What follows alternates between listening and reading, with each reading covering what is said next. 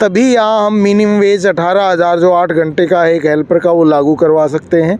20-22 हज़ार रुपये जो ऑपरेटर है, जो मशीन चलाता है, उसका 8 घंटे का वेतन है। लेकिन हम देख रहे हैं कि अब तो आधे वेतन से भी कम वेतन दिया जा रहा है। लेकिन जैसा कि आप देखते होंगे, जो फैक्ट्री में जो वर्कर हैं 8,000 रुपये 9,000 रुपये में 10 घंटा 12 घंटा 8 घंटा ड्यूटी करते हैं, बट इनको न्यूनतम मजदूरी, चाहे वो केजरीवाल की सरकार हो गई या फिर शीला दीक्षित सरकार होगी, कोई भी न्यूनतम मजदूरी इनको नहीं दिला पा रही है।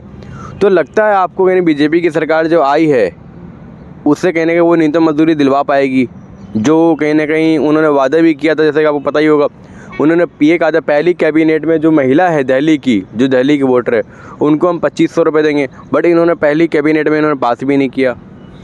देखिए, ऐसा है कि मतलब अमित शाह ने एक बार बोला था कि ये चुनावी जुमले हैं, है ना।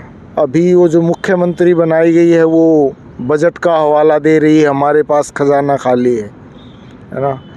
उनकी जो तनख्वाहें हैं, जो तमाम विधायक हैं, उनकी तनख्वाहें लाखों में हैं, उनको जो सुविधाएं मिलती हैं वो भी लाखों में हैं। लेकिन हम देख रहे हैं कि उसके लिए खजाना खाली नहीं है ना। गरीबों लोगों को देने के लिए 2500 रुपये की बात है ना, महिलाओं को देने के लिए, उसमें भी ये है कि 3 लाख से ऊपर जिसकी परिवार की आय होगी तो उनको नहीं मिलेगा। लेकिन हम देख रहे हैं कि जो चीज़ें हैं, इन्होंने हरियाणा में वायदा किया था, हरियाणा में भी बीजेपी ने पूरा नहीं किया है। वो 2,000 रुपये देने का जो वायदा था, इन्होंने राजस्थान में 500 सिलेंडर देने का वादा किया, वहाँ भी उन्होंने पूरा नहीं किया। देखो, बट दिल्ली में इन्होंने वादा किया, बट लगता कि देंगे दिल्ली में ये 5 सिलेंडर। देखिए, यही है कि जब इनको लगेगा कि बहुत ज़्यादा नुकसान हो रहा है तो तब थोड़ी बहुत जनता को राहत मिल सकती है, या जनता उसके लिए आंदोलन करे, इनसे मोह भंग हो। अब तो इनको लग रहा है कि सेंटर का जब इलेक्शन हुआ तो इनको सातों की सातों जो लोकसभा की सीटें मिल गई, अब विधानसभा में भी बहुमत मिल गया, तो मतलब ये एक तरीके से नंगे हो जाएंगे। अब ये कुछ काम करने के नहीं हैं, क्योंकि जनता बिना काम किए अगर सब चीज़ें दे रही है, इनको वोट दे रही है, बहुमत दे रही है, तो मतलब इनके ऊपर दबाव कम रहेगा। हालांकि कुछ ना कुछ करना होता है जनता को भ्रमित करने के लिए, तो वो किया जा सकता है। तो ये है कि लेकिन इससे जिस तरह की महंगाई है उसमें जनता का भला होने वाला नहीं है। जब लोगों को पूरा वेतन मिलेगा, जब लोगों को काम मिलेगा, है ना, तब लोगों का भविष्य सुधर सकता है। ये 2100 रुपये या 2500 रुपये हैं, इस महंगाई के अंदर इससे गुजारा होने वाला नहीं, ठीक है। और ये एक तरीके से मतलब UN द्वारा, संयुक्त राष्ट्र संघ और वर्ल्ड बैंक द्वारा जो पीछे राहुल गांधी ने अनाउंस किया था कि हर परिवार को 6,000 रुपये देंगे हम, तो उसी का एक पार्ट एंड पार्सल है कि आने वाले टाइम में ऑटोमेशन इतने ज़्यादा लेवल पे होगा कि लोग भूखे मरेंगे।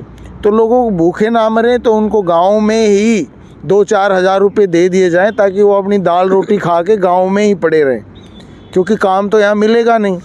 जितना AI आ रहा है, उसके बाद जितना रोबोट काम को संभालेंगे, तो मतलब 20-30-40% आबादी बेरोजगार होगी। तो ये भविष्य में उसकी प्लान है। आप देखेंगे कि चाहे बीजेपी का कहीं राज आए, चाहे कांग्रेस का आए, सब लोग अनाउंस कर रहे हैं कि हम 2100 देंगे, कोई कह रहा 2500 देंगे, राहुल गांधी ने कहा था हम 6,000 देंगे। तो ये सब उसी का प्लान है। आने वाले टाइम में जो लोग, भारत में एक बड़ी आबादी बेरोजगार होगी, तो कैसे उनको मतलब आंदोलन से दूर रखने के लिए, क्योंकि आज भी हम बातचीत करें तो प्रति व्यक्ति आय के अनुसार भारत के हर नागरिक का मतलब लगभग 70-80 हज़ार एक परिवार की आय बनती है। प्रति व्यक्ति आय आप निकालोगे तो 16-17 हज़ार रुपये बनती है। एक परिवार में अगर 5 मेंबर भी मान के चलें तो 70 से 80 हज़ार हर परिवार का हिस्सा बनता है। लेकिन 80 हज़ार में से अगर आपको 2-4-5 हज़ार रुपये दिए जा रहे हैं, है ना, तो ये है कि आपको मरने भी नहीं देंगे और जीने भी नहीं देंगे, वो कंडीशन कर रहे हैं। तो लोगों को अपने हक के लिए लड़ना होगा, नहीं कि बजाय ये जो दिया जा रहा है। और इसमें भी बोलना होगा कि ये हमसे जो टैक्स लिया जा रहा है उतना भी सरकार हमें नहीं दे रही है। ये फ्री कुछ नहीं है, एक गरीब से गरीब आदमी सरकार को जीएसटी के तौर पर 1500, 2000, 3000 रुपये पर महीना सरकार को देता है। सरकार अगर 500, 1000 रुपये की अगर सुविधा उनको देती है तो बोलती है हम फ्री दे रहे हैं।